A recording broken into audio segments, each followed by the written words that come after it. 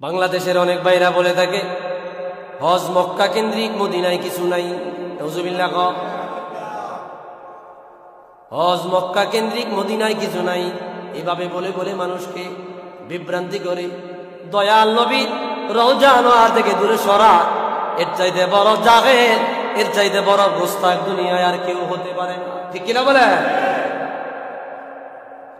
যার উসিলায় হজ পাইলা, যার কারণে হজ পাইলা, খানায় কাবা পাইলা, যার কারণে তাওয়াফ পাইলা, যার কারণে মুজদালিফায় অবস্থান পাইলা, আরাফায় অবস্থান পাইলা, ওনার সাথে যদি দেখা না করো, তোমার এমন হজের কি দাম? ঠিক কিনা বলেন? এমন হজের কোনো দাম আছে? সোজাসুজি একটা কথা বইলা দেয়, হজ মক্কায় মদিনায় কিছু নাই, হজ শেষ হয়ে গেছে, বাড়িতে চলে যাও। নাউজুবিল্লাহ।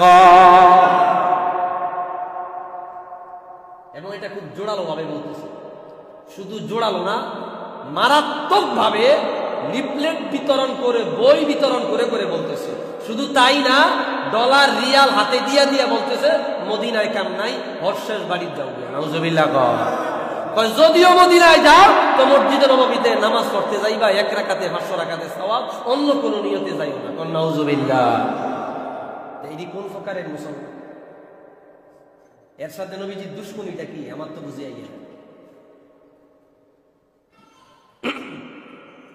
ভাইরা আমার, অথচ রাসূলুল্লাহর হাদিস দেখেন, ইমাম তাবারানী মুজামুল কবিরের মধ্যে এনেছেন, ইমাম তাবারানী তার মুজামুল আওসাতে এনেছেন, নুরউদ্দিন হাইসামি মাজমাউজ জাওয়াইদের মধ্যে বয়ান করলেন, হযরতে আব্দুল্লাহ ইবনে উমর রাদিয়াল্লাহু তাআলা আনহু বলে, قال رسول الله صلى الله عليه وسلم من جاءني زائرا لا تعمله حاجة إلا زيارتي كان حقا علي أن أكون له شفيعا يوم القيامة। ও দুনিয়ার উম্মত, তোমাদের কেউ যদি আমি রাসূলুল্লাহর রওজা জিয়ারত করার জন্য আসে, অন্য কোন নিয়তে আসে না, শুধু আমি নবীর রওজা জিয়ারতের নিয়তে আসে। সুবহানাল্লাহ বলে। অন্য কোন নিয়তে আসে নাই, কাজের জন্য আসে নাই, মদিনা দেখবার জন্য আসে নাই, মদিনায় ডিউটির জন্য আসে নাই, শুধুমাত্র আমি রাসূলুল্লাহর রওজা জিয়ারতে আসে। হুজুর এ কথাই বলছে, শুধুমাত্র কেবলমাত্র আমি রাসূলুল্লাহর রওজা জিয়ারতের নিয়তে আসছে। কানা আলাইয়া হাক্কান আন নাকুনা লাহু শাফিআন ইয়াউমাল কিয়ামা, আমি নবীর জন্য ওয়াজিব হয়ে যাবে ওই ব্যক্তিকে কিয়ামতের ময়দানে শাফাআত করিয়া জান্নাতি বানায়া দাও, আমি নবীর জন্য ওয়াজিব হয়ে যা। তাবারানী মুজামুল কবির, তাবারানী মুজামুল আওসাত, নুরউদ্দিন হাইসামি মাজমাউজ জাওয়াইদ, অসংখ্য কিতাবের মধ্যে আনছেন। এবং সাহহাহা জামিউল হুফাজ আল হাদিসিল ওয়ারিদা, দুনিয়ার অগণিত হাদিসের ইমাম, ওনারা হাদিসটাকে সহিহ বলেছেন। সুবহানাল্লাহ। হজ শেষ মদিনায় যাওয়ার লাগতো না, বাড়ি চলে যাও। নাউজুবিল্লাহ। জোরে কইতেন না। 2 নাম্বার হাদিস দেখেন, হাদিস বর্ণনা করেছেন আব্দুল্লাহ ইবনে উমর, হাদিস ইমাম দারুকুতনি তার সুনানে দারুকুতনির মধ্যে এনেছেন, মান যারা কবরি ওয়াজাবাত লাহু শাফাআতি, যে ব্যক্তি আমি নবীর রওজা জিয়ারত করিবে তার জন্য আমার শাফাআত ওয়াজিব হয়ে যাবে। চিন্তা করছেন? 3 নাম্বার আর এক হাদিস বয়ান করছে, হাদিস বয়ান করেছেন ইমাম তাবারানী মুজামুল আওসাতে, ইমাম আবু বকর বাইহাকি শুআবুল ঈমানে, আবু বকর বাইহাকির আরেকটা কিতাব সুনানুল কুবরা, অসংখ্য কিতাবের মধ্যে আসছে। রাসূল পাক সাল্লাল্লাহু আলাইহি সাল্লাম বলে, মান হাজ্জা ফাজার কবরে বাদা মাউতি, যে মক্কা শরীফে হজ করার জন্য আসিল, ও বন্ধুরে গভীর মনোযোগ, যে মক্কায় হজ করবার জন্য আসিল, হজ শেষ হয়ে গেলে আমার ইন্তেকালের পরে আমার রওজা জিয়ারত করার জন্য আসিল, কানা কামান জারানি ফি হায়াতি, সে কেমন জানি আমার জীবদ্দশায় আমার সাথে সাক্ষাৎ করলো।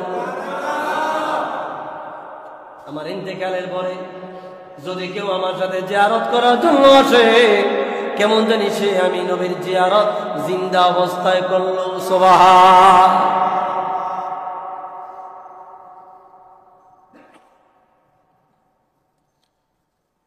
ভাইরা আমার, এটা হচ্ছে রাসূলুল্লাহর রওজা জিয়ারতের হাদিস। ও বন্ধুরে, ওই দিন দেখছি এক বড় আলেম বলতেছে মদিনায় কোনো দোয়া কবুলের জায়গা নাই। নাউজুবিল্লাহ।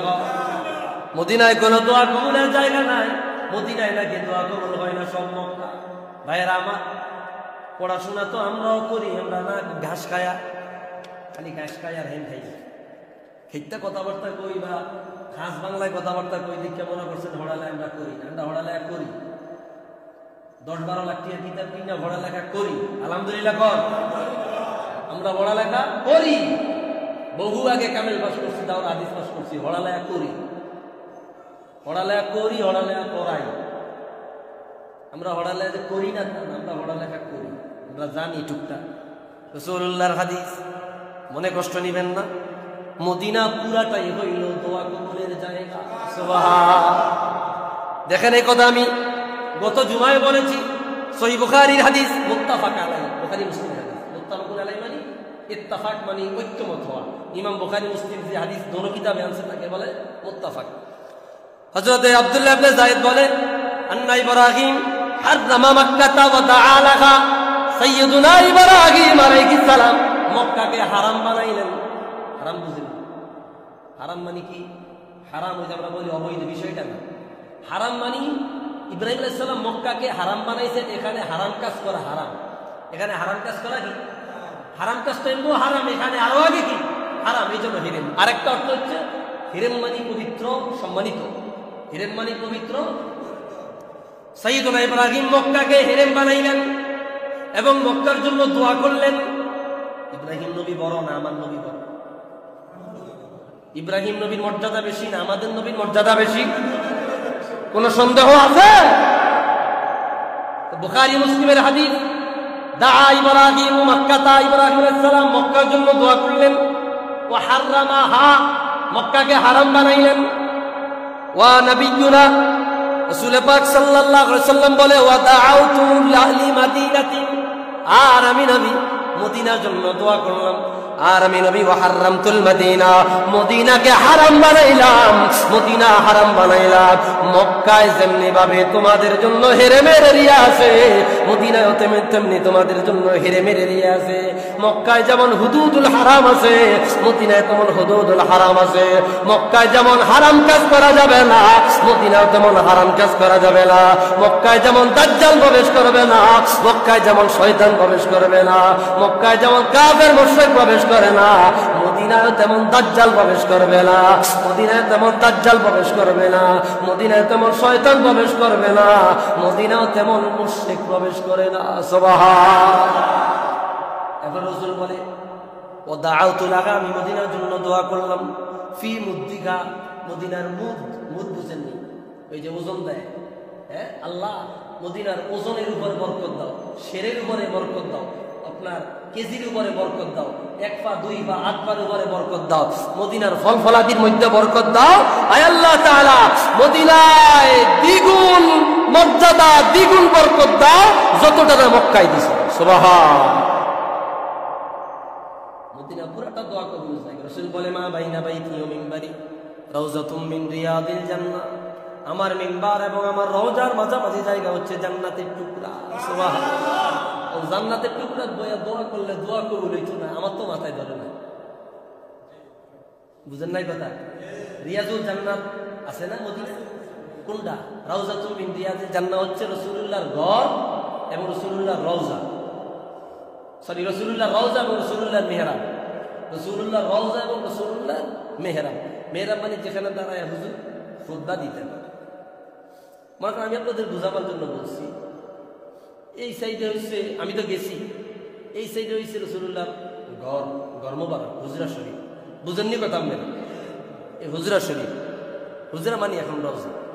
নবীদেরকে সেখানেই দাফন করা হয় যেখানে তারা ঘুমায়। রাসূল যেখানে ঘুমাইছে ওই চকি সরায়, ওই জায়গায় হুজুর কি করা হয়েছে? শোয়ানো হয়েছে। এই এখানে একটা জানালা আছে, এই জানালা দিয়ে হুজুর মাইলা এদিকে তাকাইলে দেখা যাইতো সাহাবায়ে কেরাম মসজিদে নববীতে কাতার বন্দী হইছিল। সুবহানাল্লাহ। যদি দেখতো সবাই আইছে, হুজুর হুজরা শরীফ থেকে বাইরে আয়া দাঁড়ায় নামাজ শুরু করতে। তো এই যে মেহরাব, আর এই যে হুজুরের ঘর, এই মাঝামাঝি জায়গাটা হচ্ছে জান্নাতের টুকরা। সুবহান। জান্নাতের খণ্ডের মধ্যে দাঁড়ায় আপনি দোয়া করবেন, আর দোয়া কবুল হতো না, আপনাকে বিবেকে কয়নি? হ্যাঁ, বুঝি না। মদিনা শরীফ পুরাটাই দোয়া কবুলের জায়গা। মানে এটা একটা চক্রান্ত চলতেছে, মদিনামুখী করবো কেন? না মদিনায় কোনো কাম নেই, নজরুল্লাহ বলবেন না। আর যুগে যুগে ইমামরা মদিনার পাগল ছিল, মদিনা পাগল।